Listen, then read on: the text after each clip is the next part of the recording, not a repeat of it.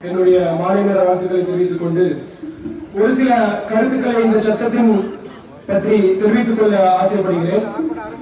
அடிப்படையில் இந்த சட்டம் இந்திய குடியுரிமை சட்டம் 1955 இந்த சட்டத்தை திருத்தி இந்திய குடியுரிமை திருத்த சட்டம் என்கிற ஒரு சட்டத்தை மத்திய மாநில அரசு இப்போது நிறைவேற்ற காத்துக் கொண்டிருக்கிறது.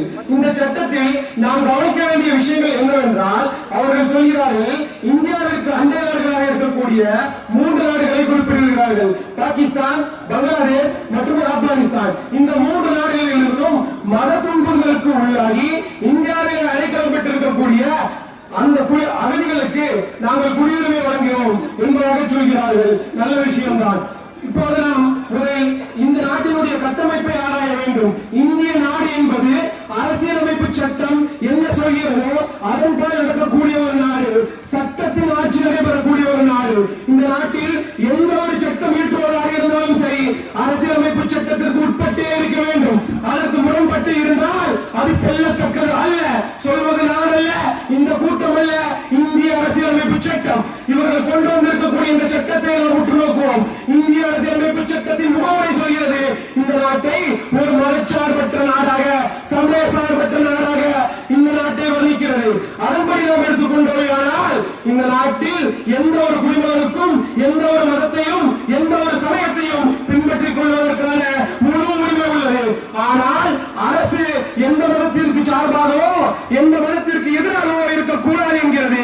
இப்போது இந்த அரசியல் சாசன சட்டத்தோடு இவர்கள் கொண்டு வந்திருக்கக்கூடிய இந்த திருத்த சட்டத்தை நாம் ஒப்பிட்டு பார்க்கலாம். இவர்கள் சொல்கிறார்கள், இந்தியாவில் தஞ்சம் புகுந்திருக்கக்கூடிய பாகிஸ்தான், பங்களாதேஷ் மற்றும் ஆப்கானிஸ்தானை சேர்ந்த இந்த 3 நாடுகளில் இருந்து அகதிகளாக மத துன்புறுத்தலின் பேரில் இங்கே வந்திருக்கக்கூடிய 5 ஆண்டுகள் இருக்கக்கூடிய மக்களுக்கு நாங்கள் குடியுரிமை வழங்கப் போகிறோம் என்கிறார்கள்.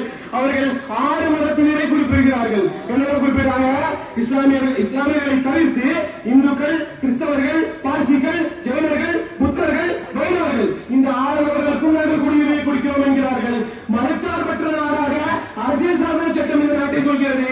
இவர்கள் சொல்கிறார்கள், இந்த நாடு மதத்தின் அடிப்படையில் நாங்கள் எங்களுக்கு குடியுரிமை கொடுக்க போறோம். எனவே அடிநாளும் இந்திய அரசியலமைப்பு சட்டத்தின் அடிநாளாக இருக்கக்கூடிய மதச்சார்பின்மை தத்துவத்தை ஏற்றிருக்கக்கூடிய இந்த அரசியலமைப்புக்கு முற்றுமுழுதாக எதிரானது. அதனால் இந்த சட்டத்தை நாங்கள் எதிர்க்கிறோம். இரண்டாவது சொல்கிறது, இந்திய அரசியலமைப்பு சட்டத்தினுடைய ஷரத்து 14 சொல்கிறது, இந்த நாட்டில் ஒரு அரசு இருக்கிறது அப்படின்னா இந்த நாட்டில் வாழக்கூடிய மக்கள் யாராக இருப்பினும் அவர்களுக்கு சமத்துவத்தை பெற வேண்டும். ஈக்குவாலிட்டி பிஃபோர் லா என்று சொல்கிறது. சட்டத்தின் முன் அனைவரும் சமம் என்கிறது.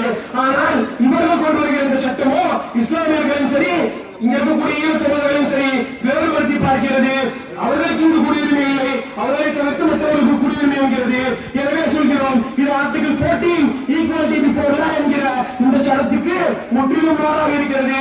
எனவே நாம் எதிர்க்கிறோம். இதுவே இந்த அடிப்படையில் இருக்கக்கூடிய இந்த சட்டம். இந்த சட்டம் போக அவங்க அடுத்ததாக ஒரு சட்டம் கொண்டு வருவாங்க. என்ன கொண்டு வருவாங்க? என்ஆர்சி என்கிற ஒரு சட்டத்தை கொண்டு வருவார்கள். அந்த சட்டம் என்ன சொல்கிறது?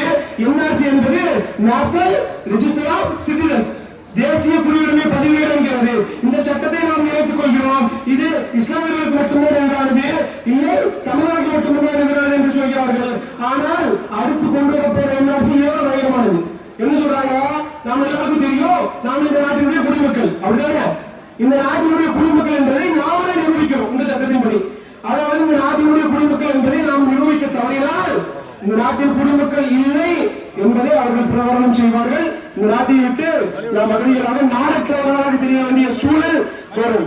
இன்னைக்கு இந்த போராட்டத்தினுடைய இந்த சட்டத்தினுடைய விளைவை அறிந்து ஒட்டுமொத்தமாக இந்தியா முழுக்க கிளம்பி இருந்திருக்கிறது.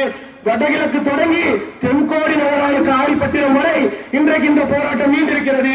நான் சொல்கிறேன், காயல் வரலாறு இது போன்ற ஒரு போராட்டத்தை சந்தித்திருக்கார் என்று நான் ஆணித்தரமாக சொல்கிறேன். எனவே அம்பேத்கருடைய பொன்மொழிக்கு ஏற்ப அடிப்படை உரிமைகளை பிச்சை கேட்டு போட முடியாது, இழந்து விட்ட உரிமைகளை பிச்சை கேட்டு போட முடியாது, போராடித்தான் பெற்றாக வேண்டும் என்கிறார். அதுபோலவே கேட்காமல் போராடாமல் ஆட்சியாளர்கள் எதையும் தரவோதில்லை. இதற்கு முன்பு அவ்வாறு நடந்ததும் இல்லை, இனிமேல் அவ்வாறு நடக்கப் போவதும் என்கிற ஒரு பழமொழிக்கு ஏற்ப நாம் இந்த போராட்டத்தை ஒருங்கிணைத்திருக்கிறோம். நிச்சயமான மக்கள் போராட்டம் போட்டதாக சரித்திரம் இல்லை. உறுதியாக இந்த காலத்தில் இருப்போம். உறுதியாக நம்மளுடைய போராட்டம் வெல்லும். அதுவரை ஓட மாட்டோம் என்று சொல்லி இங்கே கூடியிருக்கக்கூடிய அனைத்து மக்களுக்கும் என்னுடைய புரட்சி வாழ்த்துக்களை சொல்லி ஒருங்கிணைத்தவர்களுக்கும் என்னுடைய நன்றிகளை சொல்லி விடைபெறுகிறேன். நன்றி.